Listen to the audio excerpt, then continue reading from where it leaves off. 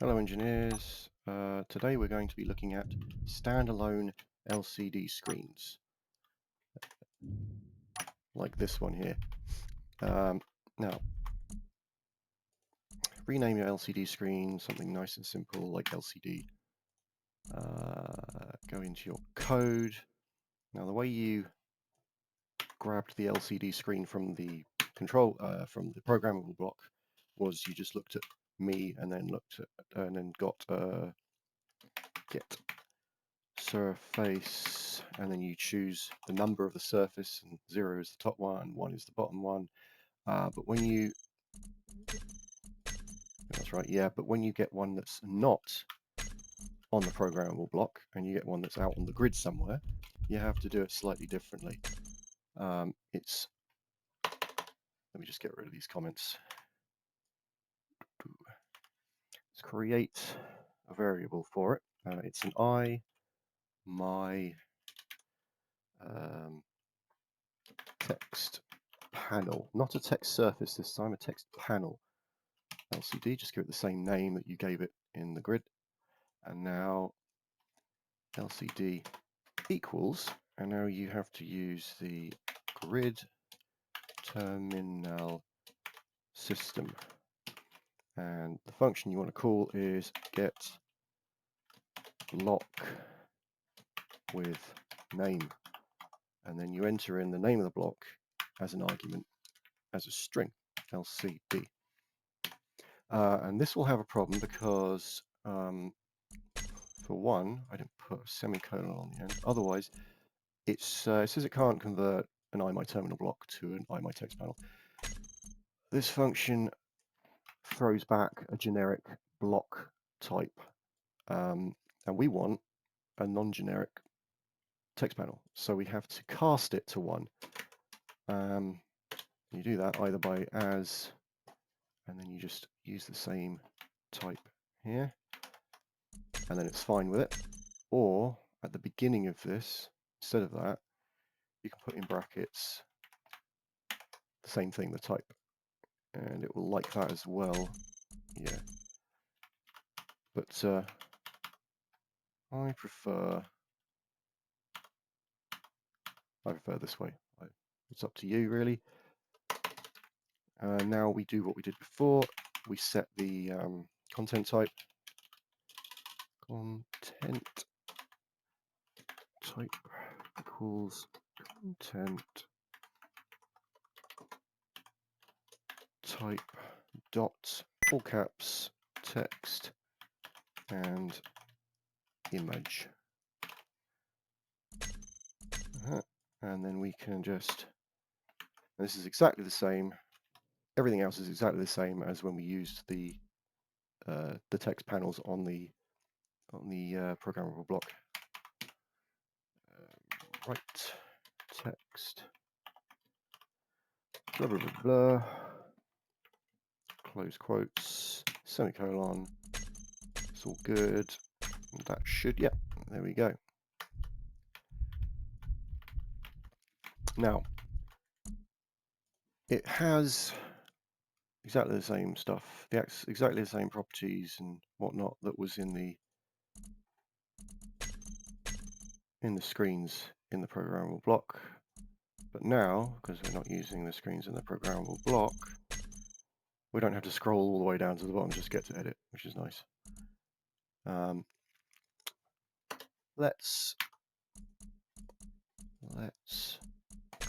Let's adjust some things. We can change the font size, we can change the font, set the rotation. Let's look at padding. Padding is at 2% currently. What padding does, if we go here, so we can look at it, padding moves it away from the top and the edge, all the edges basically, or the top and left edge anyway. And that is a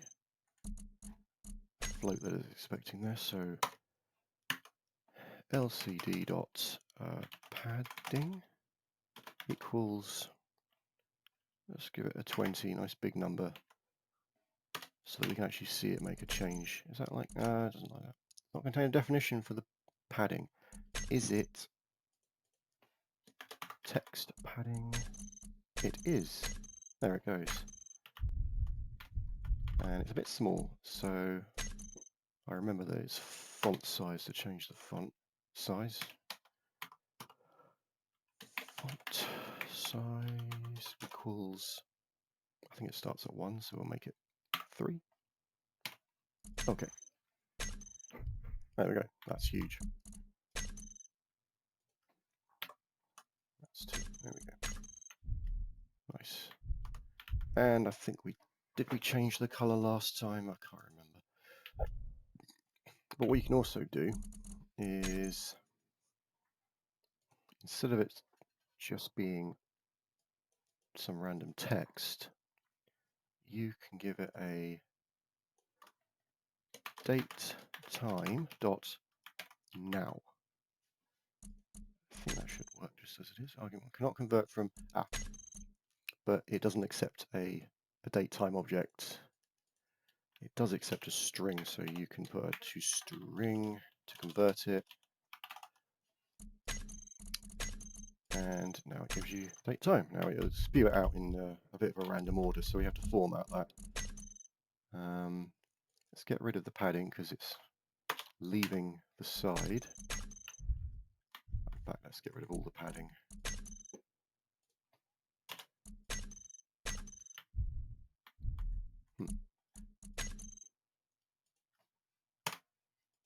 Needs at least a 0 there. Okay, that all nicely fits on. Now to format it, all you do is you put in a formatting string as an argument to the toString. So quote, and in there you use a little code. Year is Y, so we put 4 Y's in for all the year numbers. Now you can separate the date with whatever character you want. You can use a slash, you can use a dash. It doesn't really matter, you can put anything in here. I'm going to use a slash. Now month, we'll give it the 2 month characters for the number of the month. Capital M, not little m, because little m is minute. And then lowercase d for day, space, and then the time. Hour, colon is normal for time. Minute, colon, second. Okay. And there we go. Year, month, day, time. And you can even, it's actually 8 in the evening here. If we make the minutes, no, the hours, capital, we get 24-hour clock. There we go. Evening. Now let's look at images next. Let's look at images. Now, this is our list of images. There may be some here that are part of DLCs, but you will have some here even if you've just got the vanilla version of the game. What you do is you add them here and then they appear here. If you add several, make different ones, so otherwise it won't. Alright, and then if you set a change interval, it will flick between them. So just go doop, doop, doop, doop, doop, doop, doop, and we can do all of this in code. I'm just going to Control A, select all and remove them.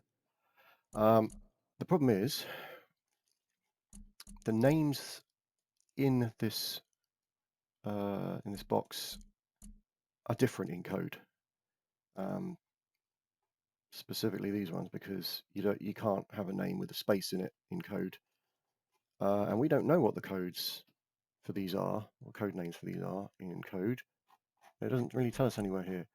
But what we can do is Control A, add to selection, and then it will spin through all of them. Let's change the interval to nothing. What we can do is in code we can extract all the selected textures and then read them out, and that will tell us. So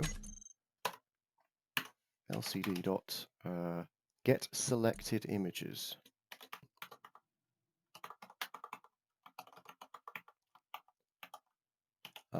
And this will provide you with a list of strings, just the names of the pictures. But the way this mechanism works is you have to create an empty list and then feed that empty list in here as an argument. And this will then populate that empty list. So we're doing lists now. A list is just a collection. You need to tell it what kind of thing is going to be in the collection. In this case, it's strings, single string, not strings. And we'll just call this image. Be more specific, selected images equals, and then we have to instantiate it using the new keyword, and then you just repeat the type and the type that it holds, and then you have to put little brackets at the end and then in the line. And now this is a empty list, and you put it in there, and then when it comes out the other side, we can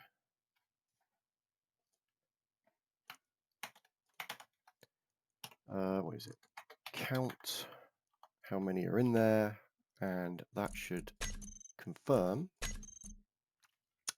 course, that's an integer that comes out, and we need it to be a string again, so it's toString.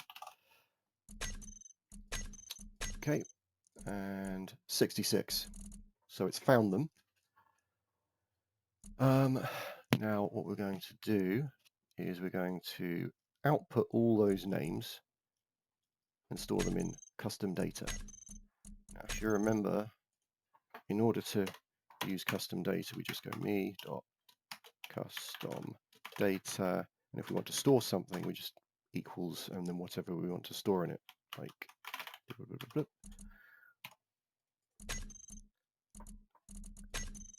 And it just goes in there. But we're going to take the list and there's a thing you can do which is string join, and what it does is it takes all the strings in the list and it sticks them together and it puts whatever character you want in between them. So we're going to use string.join, we'll do it that way, and then we put the list in, but the first argument is actually the joining character, which is a /r/n. This is a new line. You could put like anything. You could separate them with a comma. You could separate them with nothing. If you do that, see, does that work? String does not contain a definition for join. It bloody does. I'll tell you what. String.join. Yeah, it does. Joint. Join. There we go. And as you can see, it's just stuck all the names together, end to end, which is not what we want. Edit. If you're going to put this into a spreadsheet, you'd probably put a comma in between them. And there you go, they're all separated by commas. We want it to be readable, so we are going to separate it by a /r/n. That is carriage return, new line. And there we are. So now we know what they're all called. See, LCD underscore economy underscore charts is poster cosmic coffee 1, I think. Maybe not. Hang on. No, it's further up. Oh, it's further up. It's probably, you know, it's really hard to tell. This is why we need to go and look this stuff up, because it isn't straightforward. Yes, but now we know. We can go empty this. Now there's nothing to be displayed. Blank screen. And we can go lcd dot add image to selection, and it's expecting a single string in here, which will be the name of the image we want to join, image we want to add. And what we can do is we can just go to the list that we have, and we can choose one. Each item on the list has an index, which is a number of the item on the list. And it starts at 0 and it just counts up. Every image has a number associated with it. And you do that with a square brackets. 0 would be string number 1, second image, third image, fourth image, and so on. So that will put absolutely nothing on the list. That's great. And why is that? Aha. Index without a range. Okay, did I select the wrong list? Selected images,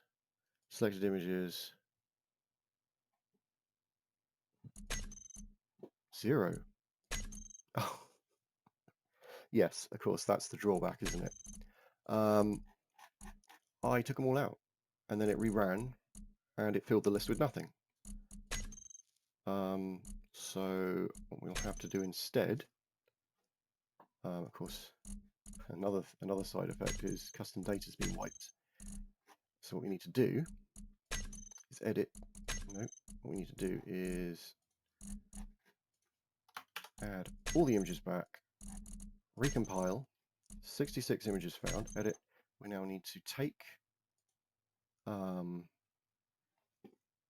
where is it doing it? Me.custom data. Take that out. So now custom data cannot be edited, and we will keep our images listed. And then we can go and Control A, remove all. Now it will again find no images. I'm trying to get the first image out of an empty list, which can't work, but I still have custom data. So what we can do is we can look for the image names in here instead of the list. And the way we do that is, I reckon we create a different list called something like image names, and we take the custom data string, split it back out into names, and put those names in this.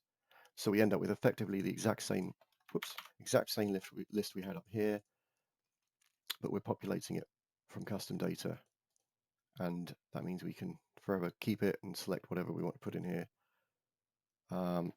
Now what we'll want is the opposite of string join. We want string split. Now what we're going to do, if it was the list we made which was split by commas, we would put apostrophe instead of quote, because that's for character, single character, and we put a single character comma in, and then we'd feed in our list. Our string. No, we wouldn't, because we've already done that. Scratch that. It is, oh yeah, that's it. That's all we need to do is what we're going to split by and string split options. Optiones,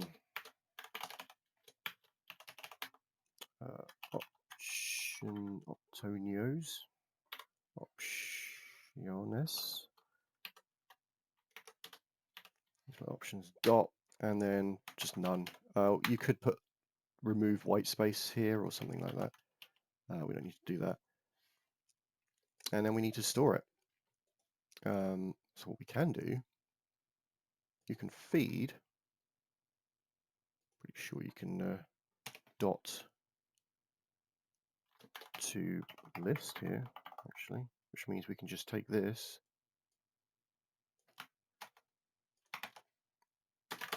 which means we don't need to create a new instance of an empty list. We just create a stub, and right, error cannot convert from system split options to char. Okay, I think it doesn't let us do character if we're using string split options. And anyway, we can't use, we're not splitting by comma. We are splitting by new line. So we need to target the new lines, and we do that by, it's a bit weird. We have to new string array. String array is very similar to a list of strings. It's just it's the primitive version. It doesn't do as much as this one. And a bit lightweight.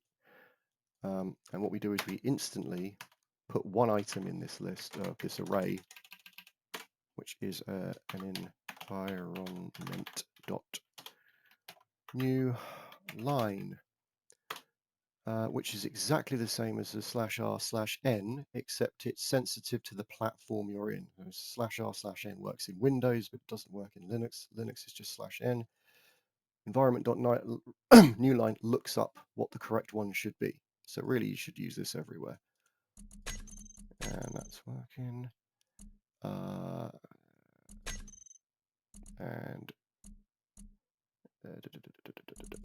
right, we are targeting selected images here. We should be targeting image names, and it didn't crash. And if we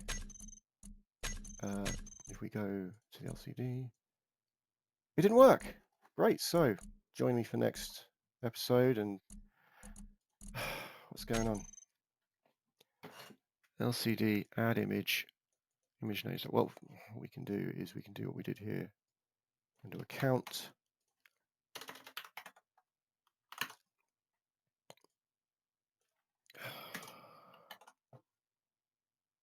Image names. Sorry, what? Image.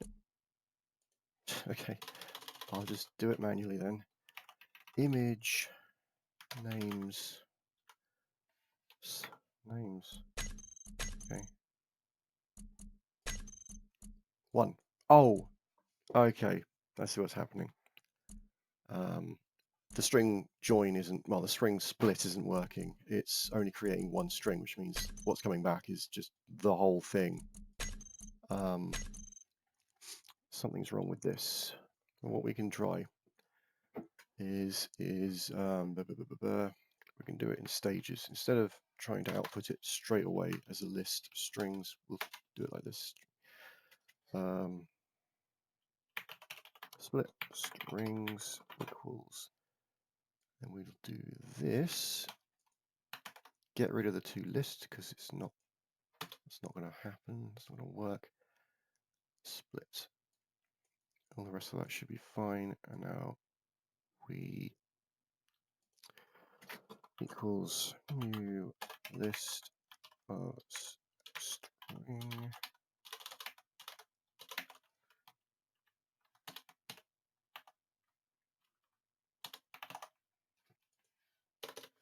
Okay. What if we check if that split's worked?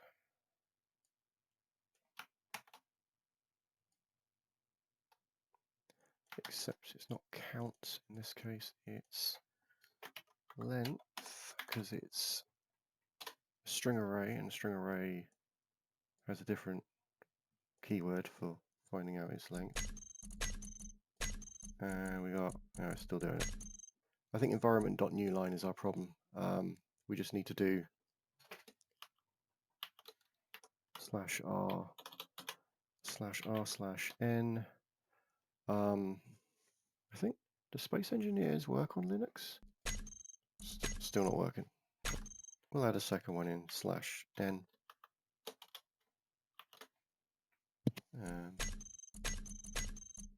That was it. Once it's running, it only recognizes /n. Once it's in the string, it only recognizes that. That's interesting. And now we know. So what we want is, might as well just put /n, because I think that's just always going to be the case. Image names equals, and then we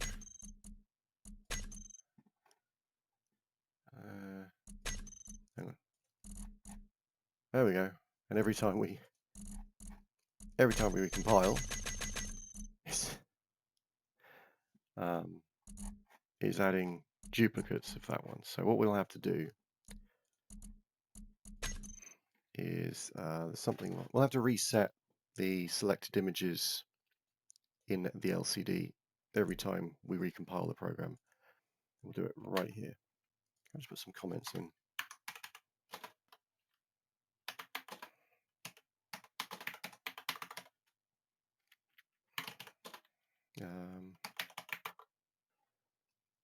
LCD add image to selection.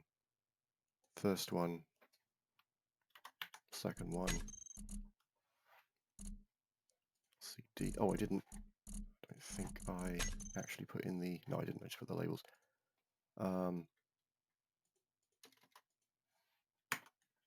LCD dot. Oops, not capitals. LCD dot clear images from selection. That should do it.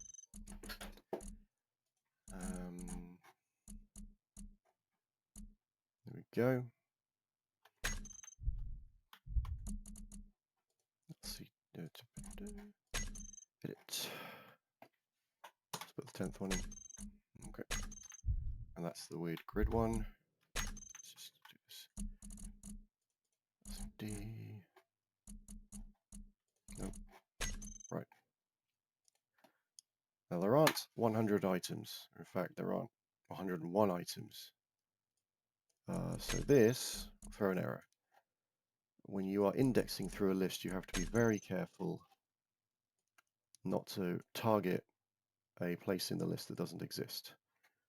What you have to do is if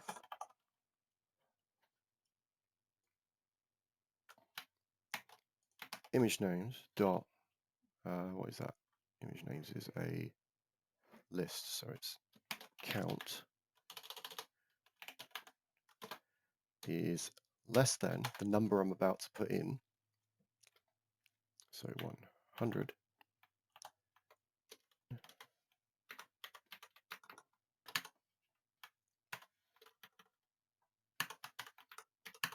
Then do that.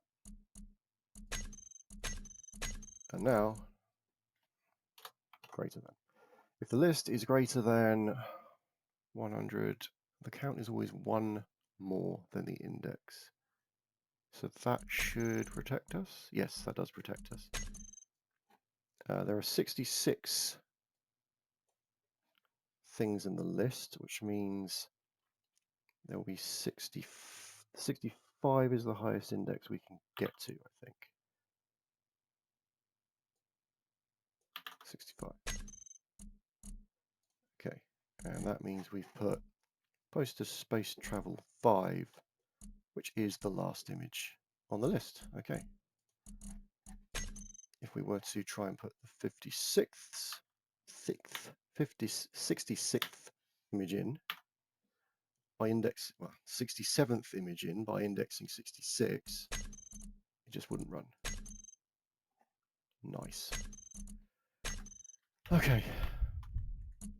Now, let's. What we can do is instead of just adding one image to the selection, we can add multiple images, and we can just do that by changing this to plural, and then instead of a string here, it's expecting a list of strings, and we have a list of strings. It's image names. We just put that straight in there, and we find that it has added every image. And then what we can do is we can set the interval.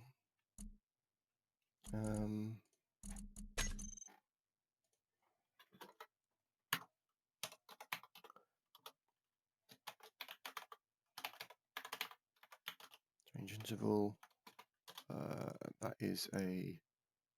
That's an equal. That's an assignment.